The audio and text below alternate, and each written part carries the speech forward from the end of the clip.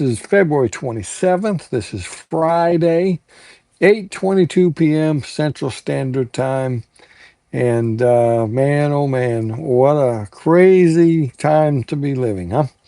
Exciting time at the also. I mean, the Lord's coming back, and He's coming back soon. And we seem to be that final generation. I believe we are, and I believe the clock is ticking down, and I believe it won't be long.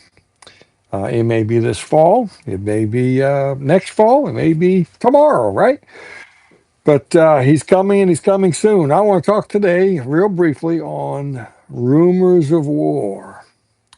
Bible talks about wars and rumors of war, and in the book of Matthew's there. And so we're at the doorstep once again of more war. Comes and goes, right? And let me read something here from the picture that's on the page here, that's on the YouTube. Vice President Vance says no chance that strikes on Iran would become a prolonged war. By the way, let me make a point here. Iran, modern day Iran, is the Persia of the Old Testament, and or at least part of it. I'm sure it was a bigger kingdom originally, but Iran is the modern day Persia. And so this is February 27th. This Zero Hedge article that says that Vice President Vance said there is no chance that strikes on Iran would become a prolonged war. He issued some curious and eyebrow-raising comments to the Washington Post regarding the looming prospect of an unprovoked attack on Iran. At least that's the opinion of the article. Unprovoked, of course, right? We're just attacking them because we got nothing else to do, right? I'm not saying it's right. I'm not saying it's wrong. I'm just saying everybody's got their slant. Everybody's got their slant and their opinion, and and they're trying to get that opinion across, whether they can prove that opinion or not. Um, Vance asserted that there's no chance military strikes on Iran would result in the United States becoming involved in a prolonged war. And I believe that that's probably true. Why are we possibly going to war? My understanding is that they're claiming that they're on the verge of having enough nuclear to have a bomb. Now, I don't understand that. I understood that when we took out those bunkers, they claimed that they took all that out. Now, is somebody lying? Is it not anything about that, or did we miss something and they do have something? Now I'll say this: you cannot let the regime running Iran have nuclear weapons. Absolutely not. Absolutely not. And if you think differently, you're an idiot. You cannot let that regime have weapons of mass destruction. You just cannot do it. Them having a weapon of mass destruction is an act of war in itself because they've already claimed that they want to destroy us and Israel and that they will. You cannot let somebody like that have weapons of mass destruction. So, should we be about a regime change? I don't know. They killed their own people. They're wicked. They're shooting missiles into Israel every day, have for years. Is there a time when you say enough is enough, and we're gonna go and we're gonna take out that wild dog that keeps attacking my chickens at home? Is there a time that you say enough's enough? We're not going to put up with this. Do you think for 1 minute that if Mexico was lobbing Scud missiles into Texas every night, do you think America would put up with that? Do you think America should put up with that? Do you think let's make it personal? If you have a neighbor and every night he starts shooting bullets through your kitchen window, Should you put up with that? Is there a time that you think you should fight back? See, you use some of these analogies that help you understand this stuff. Now, so I don't know. I'm not in the position to know. Neither are most of you, by the way, and neither is the person who wrote this article. We're not in the position to know everything. We don't know what's going on behind the scene. We don't know if there's a dangerous weapon in the hands of these people. Um, okay. Now let me say this. Let me go to another story here. Here's another story out today, and I heard this earlier this morning. I think U.S. Ambassador to Israel. You may remember Mike Huckabee, former Governor Mike Huckabee. He urges his embassy staff. He is the Israeli ambassador, and you know that, right? And he's urged his staff this morning, or whatever time it was in Israel. They're about 7 hours, 8 hours ahead of us. He urged his staff that if you want to leave, leave today, while there's still commercial airlines to take you out, and that many had took him up on that and left the country. That tells me that Ambassador Huckabee has some inside information that, hey, it could go down this weekend and it could get dangerous and there could be some missiles coming into Israel. And, okay, let me read a little bit of this. U.S. Ambassador to Israel, Mike Huckabee, has urged staffers at the U.S. Embassy in Jerusalem to leave today. And I understood that he said, if you want to leave, leave today. You may not get another chance. In an email sent out to staff, the U.S. ambassador wrote, those wishing to take authorized departure should do so today. Huckabee further wrote, while there may be outbound flights over the coming days, there may not be flights. The ambassador's announcement comes as tension with Iran has increased in recent weeks as the U.S. military has built up its largest force of warships and aircraft in the Middle East since the Iraq War. And that's been going on for a few weeks now, by the way. Aircraft carriers headed there, and there's a lot of firepower there. I find it hard to believe that this is only about Israel. I'm sorry. I find it hard to believe that this is only about Iran. I mean, they flew bombers and took out all them bunkers. They didn't have all this there. So I don't know what all this buildup is about. I mean, it seems to me like they could take out the few strategic people and places that they need to do rather quickly without all this. But hey, I'm not there. I served in the military, but I was not in a combat type position. My job was to keep the engines running down in the engine room and the steam turbines, and my job was to keep the ship going and forward or reverse and whatever speed the captain wanted. Okay. Um, let's see. I don't think there's anything else here I need to read. So the point is, there's a lot of talk.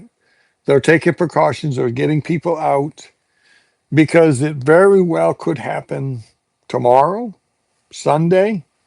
Very well could happen. And what I'm hearing is, and again, I have no inside information. I'm not in these meetings. I'm hearing that they're trying to get Iran to make a deal, a promise about nuclear weapons, and they're having trouble getting those assurances. And so President Trump is preparing the military to do what he says is the consequence to them if they don't give in to this agreement. And now there's a lot of talk about Israel pressuring us and people saying that we're simply doing what Israel wants us to do for their sake. I don't think that people have that information, those facts. And all right, now Israel is one of our greatest allies. I realize there's a lot of people changing their mind about Israel. A lot of people, a lot of good people that are suddenly becoming anti-Jew, anti-Israel. And it's great. Hey, you'd think we're in the last days or something, huh? And keep these things in mind. Will this affect anything here in the States? We don't know. It could. There are a lot of possible sleeper cells here. With the millions of people that came across the border, we don't even know who's here. We don't know if there's maybe some plans in the works for some terrorism here in our country. It very well could happen, and you should prepare yourself just in case. Okay, and so this is the end times. In the last days, there should be rumors and rumors of wars and birth pains. Listen, it's all falling into place. Everything is falling into place. If the rapture is soon, and I believe it is, a lot of things have got to continue to fall into place. Now, I do have this thought, and Doc and I have talked about this on the TV show. Persia Persia has a part to play in the Ezekiel 38 war. Russia coming down from the north to the mountains of the north, which is the Golan Heights, right above Israel. I mean, you could see all of Israel from there. And there's going to be a battle take place there. Russia will be defeated, but it's not just Russia. There are some other nations that get involved in that, and one of them is Persia. Persia is modern day Iran. So, is the government going to be overthrown? And is there a new friendly government that's going to love Israel, love America, take over? I don't know. Could it happen, but it turns bad later? Yes. Could it not happen? Yes.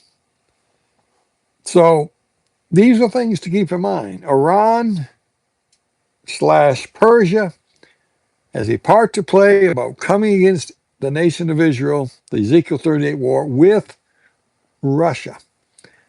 And that war is yet to come, and it is fast approaching, with Russia being segregated, and the Ukraine war, and all that, and Russia feeling like, you know what, now with the border peace, I mean, as Trump seems to be taking over the world, I better go and claim something before it's too late, and he goes to take Israel. That's how I see it possibly unfolding. I don't know how you see it.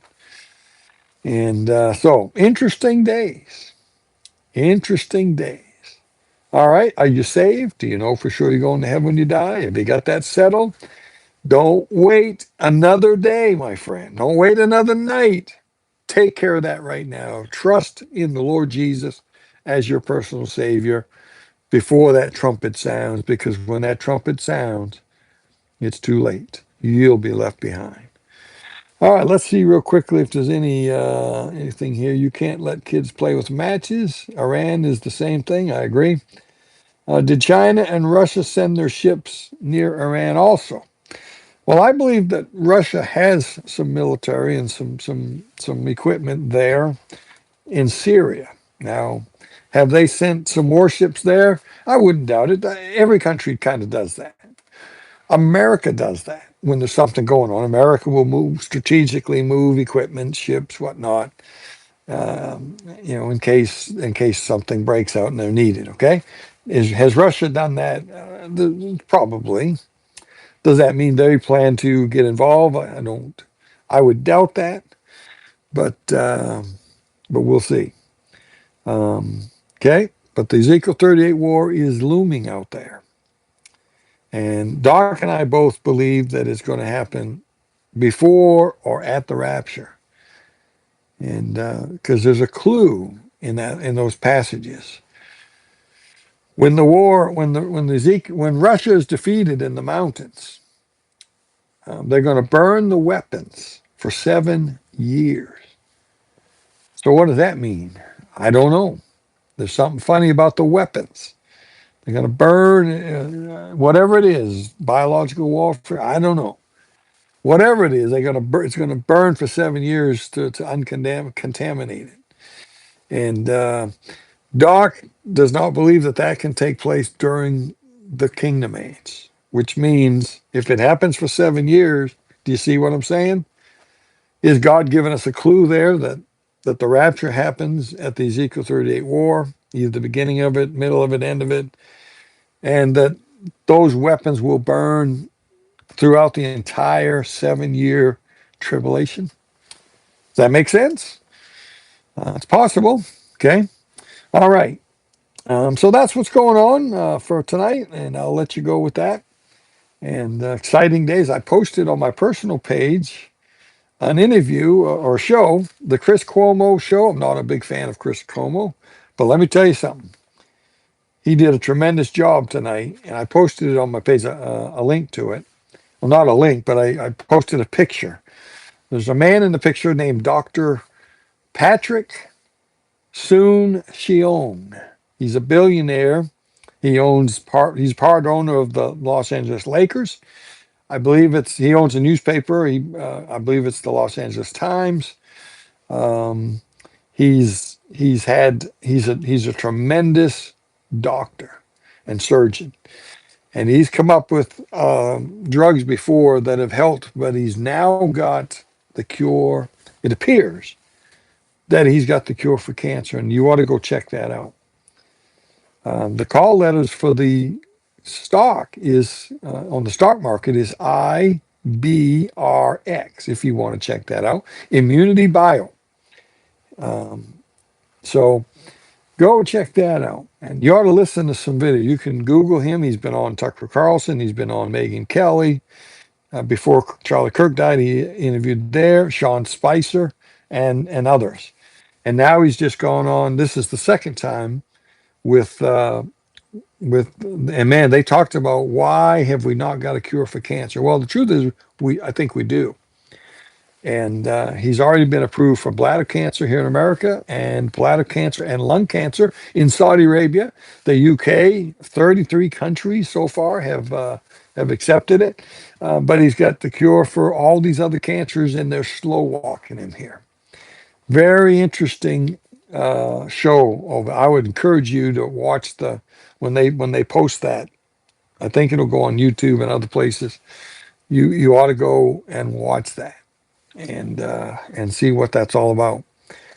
You're welcome to contact me if you got any question on that. I'm not trying to talk you into investing in anything. I've been invested in that for many years, and but I'm not telling you to do that. And before you ever do anything like that, you need to do your own research and take a look at this, see what you think. Okay. All right. One more time. I'll see if there's anything I got to answer. I don't see anything. All right. Well, God bless. And until next time, keep your eyes on them skies.